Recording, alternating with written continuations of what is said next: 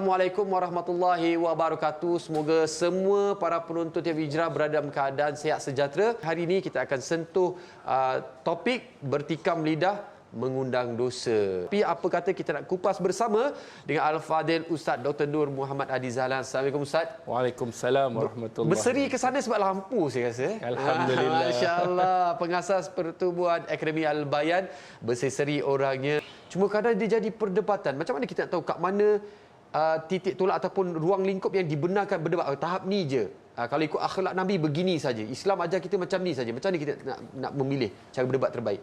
Jadi di sana ada kaedah yang disebutkan garis panduan dalam Islam mengenai bagaimana kita nak berdebat. Baik. Izinkan Ustaz untuk bangun. Ya, sila. Okey. Bila kita sebut mengenai garis panduan dalam Islam mengenai debat, sama ada kita nak berbahas ataupun kita nak berdebat, yang pertama, debat dilakukan dalam menegakkan perkara yang benar. Maknanya bila kita nak menyatakan sesuatu perkara, dia mesti perkara itu perkara yang benar. Memang betul, kedua-dua pihak dia mahu masing-masing nak menegakkan apa yang disampaikan baginya adalah kebenaran. Tetapi mestilah dia bersetuju untuk menegakkan perkara yang benar. Sekiranya dia tahu itu adalah perkara yang batil, tetapi dia nak menegakkan juga perkara itu, maka itu tidaklah termasuk dalam perdebatan yang dipersetujui dalam Islam. Baik dia diam. Baik dia diam. Okey, Ustaz minta maaf mencelah.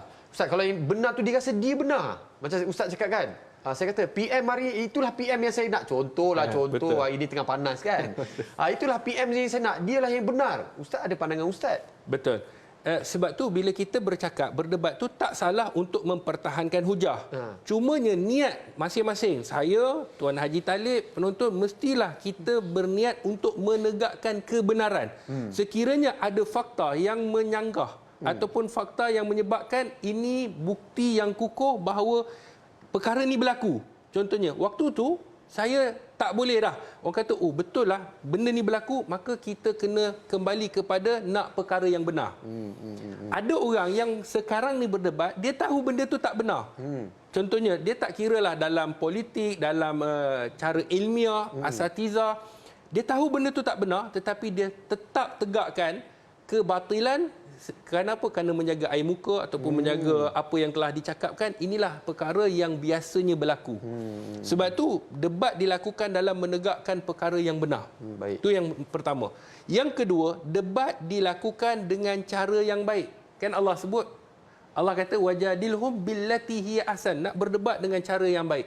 Dan disebutkan oleh para alim ulama, bila kita nak bercakap, maka bercakaplah falyakun khairan, bercakap dengan perkara yang baik, au liyasmut, ataupun dia diam. Kalau tak mampu untuk nak berhujah, maka diam. Ini hadis yang dikeluarkan oleh Imamul Muslim di dalam sahihnya.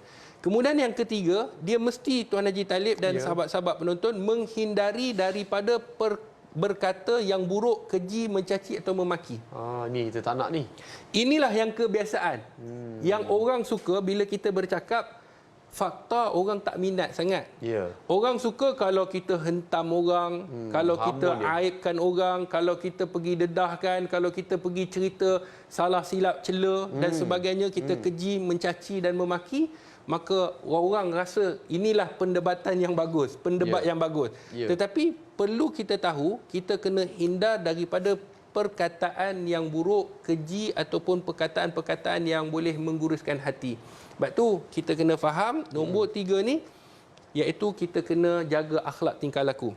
Nombor 4, tidak sengaja mencari-cari perdebatan atau suka berdebat. Di dalam sebuah hadis Nabi sallallahu alaihi wasallam, seburuk-buruk ar-rijal kata Nabi, iaitu mereka yang suka berdebat. Kita ni jangan suka berdebat. Kenapa? Suka berdebat ini kadang-kadang kita tahu benda itu tak perlu diperdebatkan. Dah jelas, terang. Contohnya, kita tahu tentang arak itu haram. Contoh. Arak itu haram. Nak perdebatkan lagi benda yang sudah jelas dalam Al-Quran, sudah jelas dalam Sunnah. Maka tak perlu. Benda yang tak perlu didebatkan, tak perlu kita nak panjangkan. Dan nombor 5, yang terakhir, perhatikan apa yang dihujahkan. Seperti mana kata Imam Ali radhiyallahu an, kita ni unzur ila ma qal wala tanzur ila man qal. unzur ila ma qal. Ini satu kaedah. Unzur, dia kata tengoklah. Ini Imam Ali, menantu baginda Nabi sallallahu alaihi wasallam. Unzur, dia kata lihatlah ila ma qal, apa yang diperkatakan. Wala tanzur, dan jangan kamu lihat ila man qal, siapa yang memperkatakan. Kalau kita lihat hari ini, dia yang kata, dia ni bukan bagus sangat. Ya. Sedangkan hujah dia, sedangkan perkataan dia, sedangkan apa yang disampaikan itu baik, betul dan tepat. Tetapi kita tengok kepada man qal, siapa yang berkata ni, maka tidak ada dalam dunia ni kan yang hidup sekarang ni melainkan para anbiya lah. Yang hidup ni kita akan terima apa yang dikatakan disebabkan sifat yang dia ada sifat kekurangan, itulah yang menyebabkan kita akan lihat orang ni tak layak untuk berkata. Inilah yang disebutkan garis panduan dalam Islam mengenai bahas. Dan Ustaz, dalam kata kita nak berdebat ni mesti nak menang. Misi orang kadang sekarang dia berdebat, dia kata tak apa, yang penting aku menang. Kita aibkan dia, kita londehkan dia dalam bahasa kita lah. Kita fitnah dia, contoh kan. Yang penting biar dia malu. Kadang tak masuk dalam konteks pun. Dia pergi sentuh hal peribadi, pergi sentuh benda-benda yang mungkin dia dah bertaubat, dia pergi buka balik aib orang tu, wa na'udzubillah min zalik. Contoh sebab apa? Dia nak cari jalan supaya dia menang sorak tu, menang di pihak penonton. Macam mana tu Ustaz? Baik, sahabat-sahabat penonton dirahmati oleh Allah. Saya kalau berdebat dengan Tuan Haji Talib, saya rasa saya tak boleh nak kritik dia. Handsome, berilmu. Nak record Ustaz sekali lagi. Konten ni. Jadi kita apa yang Imam Syafi'i sebut. Sebenarnya kita ni bermazhabkan mazhab Syafi'i, tapi sayangnya kita tak ambil apa yang Imam Syafi'i sebut. Apa kata Imam Syafi'i? Ma nazartu ahadan qat alal ghalabah. Kata Imam Syafi'i, ma nazartu, aku tidak pernah berdebat untuk mencari kemenangan. Sebab tu Imam Syafi'i dia tak pernah berdebat untuk kemenangan. Nak berdebat dengan para alim ulama ni mengajarkan kaedah berdebat. Bukan kita nak mencari kebenaran, kemenangan sebenarnya, tetapi kita nak mencari kebenaran. Kemenangan ini bukan kita dapat piala pun. Bukan kita dapat apa, setakat kita dapat pujian, setakat kita dapat sanjungan, kita dapat follower, kita rasa kita dah bangga, kita seronok, pengikut mempertahankan apa yang kita hujah. Sedangkan kita tahu benda yang kita pertahankan itu adalah batil. Kadang-kadang sifat diri ni, hati ni. Sebab tu orang kafir, orang yang tidak beriman kepada Allah, mereka mempertahankan hujah bahawa mereka perlu menyembah berhala. Sedangkan mereka dah nampak dengan bukti ni. Mereka nampak bukti Nabi SAW, mukjizat baginda Rasulullah. Nampak dengan terang. Bagaimana Nabi membelah bulan. Masuk dalam baju lagi. Bagaimana itulah yang digambarkan. Kebenaran itu terlampau terang sehingga kan menggelapkan hati mereka yang tidak mahu menerima kebenaran. Sebab apa? Fi qulubihim marad, dalam hati mereka ada penyakit. Fazadahumullahu marada. Allah akan tambah penyakit tu. Sebab tu kita kena insaf sebelum kita nak bercakap, nak berdebat, kita nak, yalah kadang-kadang dia benda yang kadang-kadang boleh memutuskan hubungan, boleh menyebabkan pertingkaian, orang kata pertelingkahan, boleh menyebabkan pergaduhan, penceraian. Kadang-kadang yang paling besar adalah bila menyebut tentang politik. Inilah yang menyebabkan kita bergaduh antara satu sama lain. Sebab itu bila kita nak berdebat, bukan kita nak berdebat untuk mencari kemenangan, tetapi kata Imam Syafi'i adalah mencari kebenaran. Kebenaran itulah yang perlu kita pertahankan. Karena dalam Al-Quran adalah kebenaran. Qul hatu burhanakum in kuntum sadiqin. Qul, katakanlah hujah kamu. Burhanakum, hujah. Sekiranya kamu benar, bawa hujah. Sekiranya kamu benar, maka hujah dilawan dengan hujah. Fakta dilawan dengan fakta. Maka bukan fakta dengan kita lawan dengan auta. Jadi kita kena keluarkan fakta. Kita kena tahu apa yang sepatutnya kita lakukan dan perlu kita perdebatkan. Barulah kita nampak perdebatan itu berfaedah untuk mencari orang kata bukan kemenangan tetapi kebenaran. Dan Ustaz, bila cakap antara berdebat di sosial media ni, kadang punca dia sikit je. Dia kata umpan kan. Dia buat tanya soalan untuk konten memprovokasi. Jadi geng-geng Rangers ni masuklah. Berantakan, berperang dalam tu kan. Jadi kita nak faham je dan apa yang Ustaz katakan tadi, antara satu hadis Rasulullah SAW pernah berkongsi bahawa ini bermaksud iblis berputus asa agar dia disembah oleh mereka yang mendirikan solat, tapi tidak berputus asa dalam tahrisi, iaitu melaga-lagakan atau mengapi-apikan permusuhan antara mereka. Apa yang dimaksudkan dengan hadis tahrish? Baik. Tahrish ni ulama menyebut dalam perkataan-perkataan seperti mana yang kita dengar tadi. Contohnya Imam Al-Baghawi, dia menyebut tahrish ini dengan mengatakan bahawa dia menyebabkan ataupun memacu pertengkaran dan saling berbuat kasar antara sesama muslim. Ini dimaksud at-tahrish. Ada juga seperti mana Imam Ibn Athir, dia mengatakan bahawa tahrish ini dia memancing pertelingkahan antara seorang dengan seorang yang lain. Maknanya kita yang memulakan. Seakan-akan kita meletakkan percikan api dan kita melihat api itu menyemarak. Sebab tu ini adalah golongan orang yang membantu syaitan dan iblis untuk menyebabkan pergaduhan antara satu sama lain. Sebab tu kata para alim ulama juga, bila kita hari ini tak tahu, kan, bila kita hari ini bergaduh antara satu sama lain, maka siapa sebenarnya kita rujuk? Kalau kita lihat dalam hadis tadi, hadis yang dikeluarkan oleh Imam Al-Bukhari, mereka apabila bergaduh, bukanlah bergaduh, bercanggah pendapat.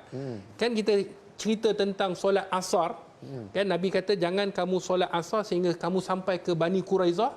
Dua sahabat ni, para sahabat ni ialah berhujah. Siapa yang mereka nak terima? Adakah hujah yang kata solat di pertengahan ataupun solat walaupun dah keluar waktu? Yang menjadi orang kata pendamai adalah baginda Rasulullah. Sebab itulah dalam Al-Quran Allah sebut apa di dalam surah An-Nahl ayat 43, fas'alu ahla dzikr in kuntum la ta'lamun. Maka bertanyalah kepada orang yang mengetahui, orang yang berpengetahuan jika kita tidak tahu.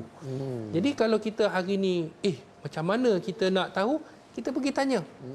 Kita selidik dulu. Sebab itu kita kena tahu tabayun yang kita selalu sebut. Tabayun tu bukan kita hayun je kan.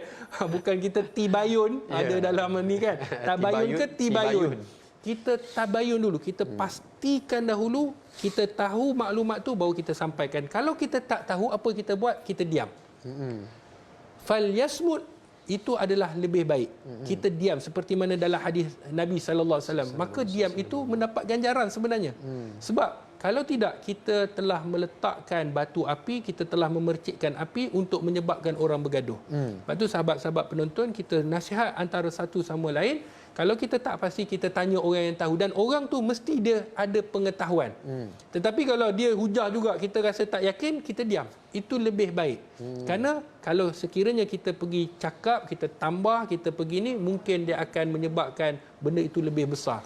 Ya Allah, subhanallah. Itu dia apa yang kita kongsikan supaya kita rujuk pada orang yang lebih arif, yang lebih mahir dalam bidang yang dia kongsikan. Kalau hari ini kita tengok berdebat, tak kisahlah politik ke isu biasa pasal hukum hakam dan sebagainya. Kita nak rujuk siapa? Apa jalan terbaik? Sahabat-sahabat penonton yang dirahmati oleh Allah, suka Ustaz untuk bawa kisah baginda Rasulullah. Bagaimana, ingat tak kita kisah bagaimana Mekah, Kaabah pernah runtuh dan pernah dibangunkan waktu itu mereka-mereka yang kabilah-kabilah yang ingin mendirikan Kaabah ni. Maka waktu itu banjir besar berlaku di Mekah. Ketika itu perdebatan ataupun pertelingkahan berlaku siapa yang nak meletakkan Hajarul Aswad. Kan kita ingat kisah tu? Waktu itu mereka bergaduh dan hampir berlaku peperangan antara mereka. Kabilah-kabilah ni nak berlaku. Sebab apa? Sebab nak meletakkan Hajarul Aswad, batu daripada syurga yang mulia. Jadi siapa yang nak pergi letakkan? Pada ketika itu datang Abu Umayyah bin Al-Mughirah. Dia menyatakan bahawa dia kata kita kena selesaikan dengan cara apa? Sesiapa yang masuk, yang pertama memasuki Masjidil Haram daripada pintu itu, kita akan pilih dia. Supaya dia menjadi pendamai ataupun dia menjadi penyelesai, penasihat. Baik, waktu itu siapa? Ditakdirkan oleh Allah Subhanahu Wa Taala bahawa Nabi sallallahu alaihi wasallam yang lalu. Bila mereka lihat baginda Rasulullah, semua kabilah kata apa? Al-Amin. Ini adalah orang yang jujur. Masya-Allah. Terima terus. Mereka menerima. Allah. Sebab belum lagi waktu itu baginda Nabi sallallahu alaihi wasallam belum lagi diutuskan oleh Allah sebagai seorang rasul. Belum lagi. Waktu itu orang dah sebut Nabi ni Al-Amin. Dan lihat bagaimana kecerdikan baginda Nabi, kehebatan baginda Rasulullah sallallahu alaihi wasallam yang waktu itu belum dilantik menjadi rasul. Waktu itu Nabi kata apa? Nabi kata, letakkan Hajarul Aswad ini di tengah-tengah serban dan setiap kabilah ni pegang di hujung-hujung serban. Lalu bila bawa sampai ke tempat Hajarul Aswad, Nabi ambil dengan tangan mulia baginda Rasulullah sallallahu alaihi wasallam, Nabi meletakkannya. Daripada tadi nak berlakukan pergaduhan, pertumpahan darah, akhirnya selamat disebabkan hikmah yang Nabi bawa. Allah. Sebab tu bila kita hari ini ada pergaduhan, kita kena jadi seperti Tuan Haji Talib sebut, pendamai. Dan kita hari ini kena rujuk siapa? Kita kena rujuk orang yang berilmu, lagi jujur, mereka yang beramanah. Jadi kita hari ini ramai di Malaysia ni orang yang berilmu, berintelektual, amanah, jujur. Mereka ni memang orang yang nak kebaikan. Jadi kita rujuk kepada mereka. Sekiranya kita dah ada jawapan dan jawapan kita itu boleh menyebabkan pergaduhan lebih besar contohnya, maka waktu itu kita hanya damaikan saja menggunakan dengan perkataan, dengan cara yang lemah lembut, dengan cara mereka ini supaya mereka ini faham tentang Islam ataupun mereka faham tentang dosa dan pahala. Taklah. Jadi terima kasih Ustaz. InsyaAllah. Daripada para penonton, teruskan menyumbang kepada Akademi Al-Bayan. Mudah-mudahan Allah limpah ruahkan rezeki tuan-tuan, permudahkan segala urusan, dimakbulkan segala hajat insya-Allah. Dan kita akan berehat kembali lepas ini. يضل الله من يشاء ويهدي من يشاء وهو العزيز الحكيم.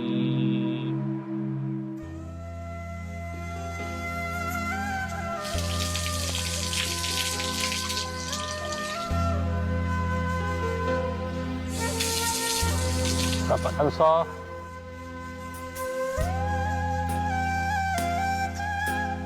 Islam.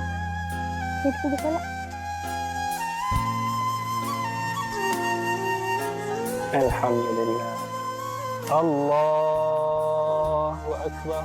ಅತ್ತ ನಾನೇ ಉಂಗೆ ಮುಂದೆ ನಿಸ್ಪಂದ್ರತ எனக்கு புரியுது.